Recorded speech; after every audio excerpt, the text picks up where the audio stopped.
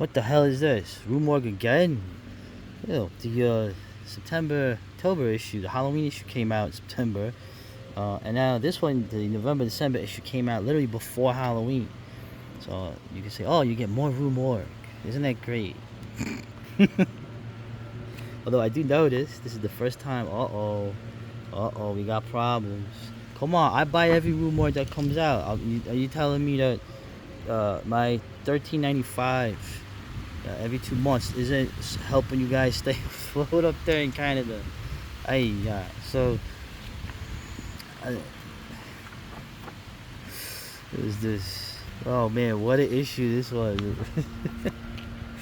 I go to Andrea. Right? Andrea's older than I thought, right? She's older than the film. The film turned 40. The Italian genetics are good, right? You look better than a lot of your Celtic friends up there in Canada, don't you? See, so there's something to the blood, and to traditions, and to race. Oh shit! All right. It's she sort of had to write an article about it. She isn't like the biggest fan of the film, but she does, of course. Heather Langenkamp and Robert Englund are both very. I don't know. I met her once years ago. They're very pleasant people. I mean, Robert Englund's great, dude. So, of course, we go here, and if we gotta get a little, I have to throw this stuff in. Where can I fit this stuff in? Now here she starts off by usually doing something, because remember, I'm not a conservative, right? I'm some from another end of that, so I'll agree, right? Generational gaps have gotten shorter to accommodate the fact we have less in common with those 5 years younger than us than we do with those 10 years older. Tell me about it, right? One thing that always seems to carry over is the disillusionment with the ideologies that came before. Okay, yeah, or destroying the environment, or the economy, or that. They're doing normalizing racism and sexism. You know what? I agree with her. You have been normalizing racism and sexism. Okay, you have been doing that. You really have. Yeah, I'm not even saying it, but I guess who? It's okay. It's all just the system. She starts talking about, like Paul, like she brings up the fact that Freddie was killed without, due process. And it's weird too. She has this thing here with the men, women, and chainsaws. This final girl nonsense that they keep trying to skewer and explain that it's just a simple device that nobody cares what happens to a man, okay, who's in danger unless he's like a hero in terms of victimhood. They figure he deserves it, just like she does, if you really get to it. But the fact that that's not even enough, right? You mix a misogynist purity narratives with phallic items. So basically she's saying the final girls are usually like the nice girls, right? The girls that are, good girls that the patriarchy would like, and then they use weapons to fight the creature. I assume the phallic item is like, the knife or the weapon. Oh, darling, you have no... Anyway, it's on you. Yeah, going through, like I said, it seems a little thinner. I'm not gonna go over all this because we sort of did. Yeah. They said both very. Robert Englund seems like a really cool dude, So, and yeah, she does it. And she's one of those people. She had a normal life after the films. She had a family. She became a mother and had a family. Oh, Andrea, that must piss you off. She followed the patriarch. All right, so now we're getting into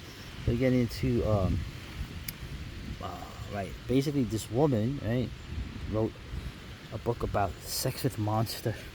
Oh, whoa! I think that's supposed to be like a joke. Yeah. Yeah, they talk about The Shape of Water. Remember that one? You don't? Monster effing. Oh my god. People want to. Now, we're trying to become a family channel here, but it's just funny that the woman, I don't know if this is what country, probably Canada. This woman did her thesis on this. Masters in Public Law in Scotland in university was talking about basically sex with monsters. Now, of course, the obvious, right, and they even bring this up, is that most of the intimacy of the monster, and as you can see, usually the woman here, right, it's consensual. It's nothing. Couldn't be the furthest from the thing. They actually did an article addressing that, right? Galaxy of Terror, The Beast Within, right? More transgressive are films where the humans both enjoy it, because it's all about equality and consensuality. Is that a word? Consensuality. So it's probably not, but it's just funny that in terms of. And Anja, I maybe I heard it wrong. I was listening to the podcast, and this is not getting personal, but I think Anja sort of gave away the game a little bit when one of the women she was talking to was like, "Oh, every time you see Oliver Reed, right, the classic, long gone actor, whenever you see him, he fills your basement or something like that." That sort of gives it away, doesn't it? Okay, but in terms of the idea of sex with monsters, I would argue. Right, and they talk about other kind of fantasies. I'm not even going to bring up, how common that is, okay, amongst women and amongst the men that are like women. Apparently, okay, what I'm going to bring up is that it's literally in your DNA, okay. It's called Neanderthal DNA. Okay, it was all patrilineal DNA. It was essentially a male Neanderthals raping the Cro-Magnon women. So. Now, obviously, I don't condone that Paleolithic behavior, but you get what I'm saying, right? This is the problem with horror when you're trying to put these sort of humanist restraints on it, because you're dealing with something that's human. It's essentially wired into the older parts of our brain before we were humans, if you believe or not, okay? If you believe in original sin and we were created, well, then that takes another thing. None of these people believe that, though. Just say it. Anyway, the windy day. Why couldn't it be like this yesterday?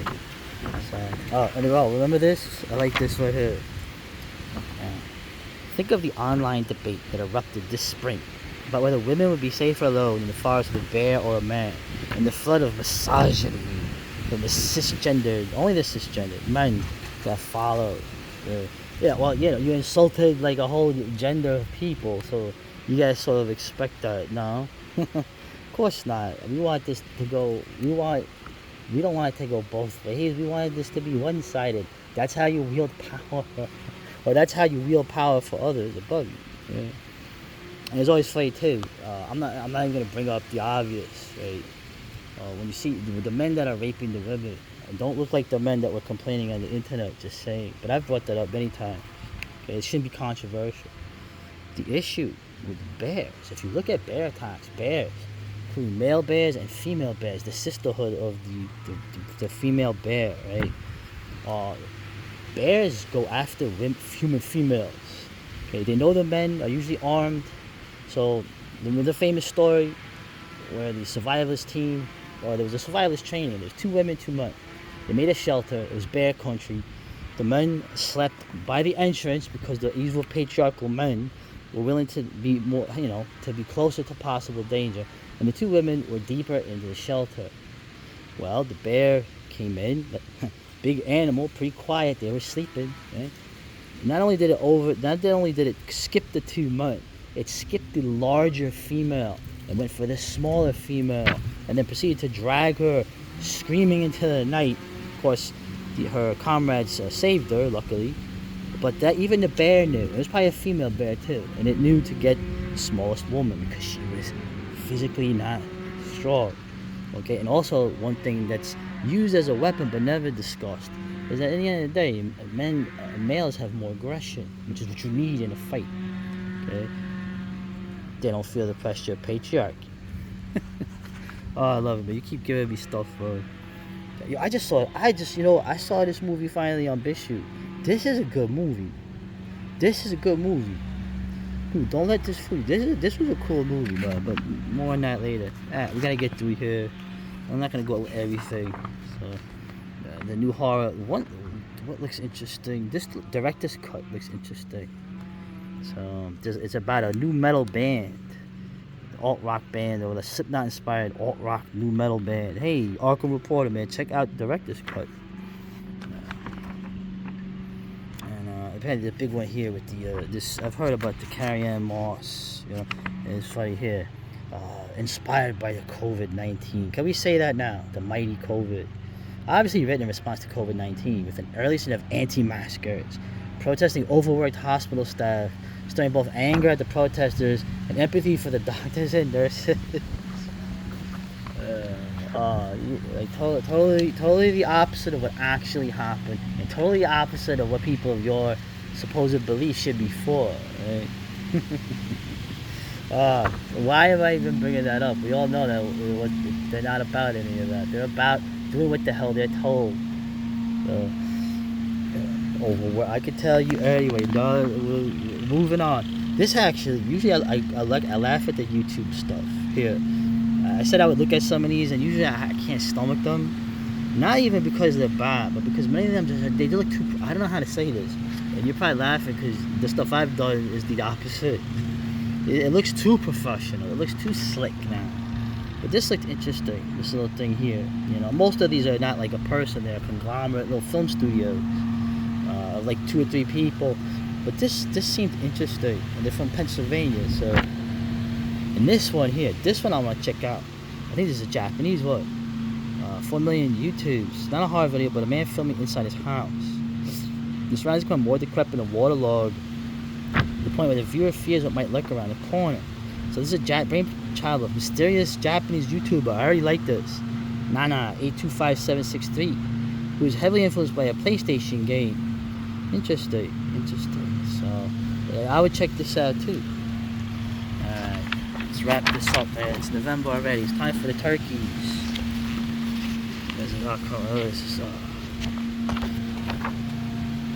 Do I want to go over this? Oh yeah, look guys.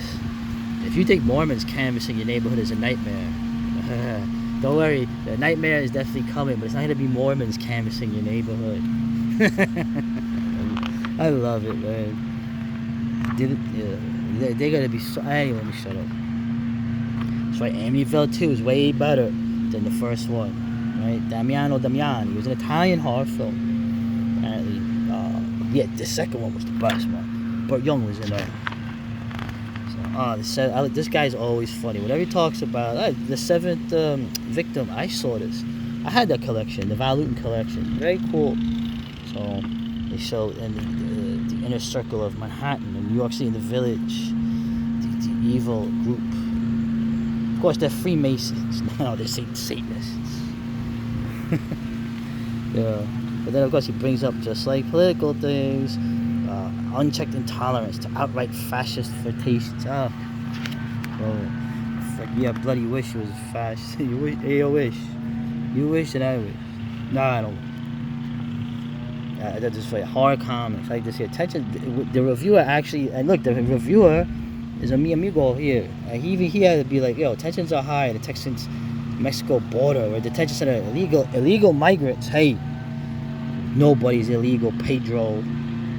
Battle between racist guards, Mexican detainees, protesters, law enforcement, capitalist law enforcement. You know, it's always funny, right? I keep saying in these horror films, right?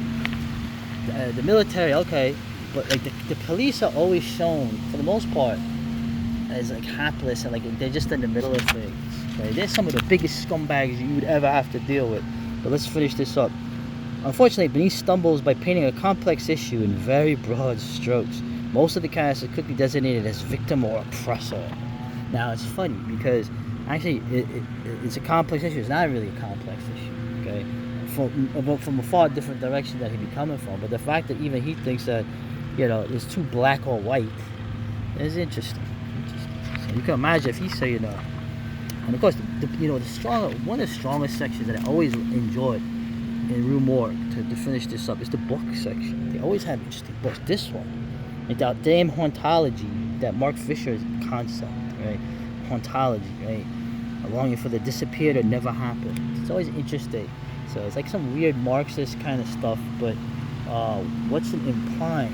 And it seems to be almost like its discovery has been very trying to the people who look into it, which is very Lovecraftian, isn't it?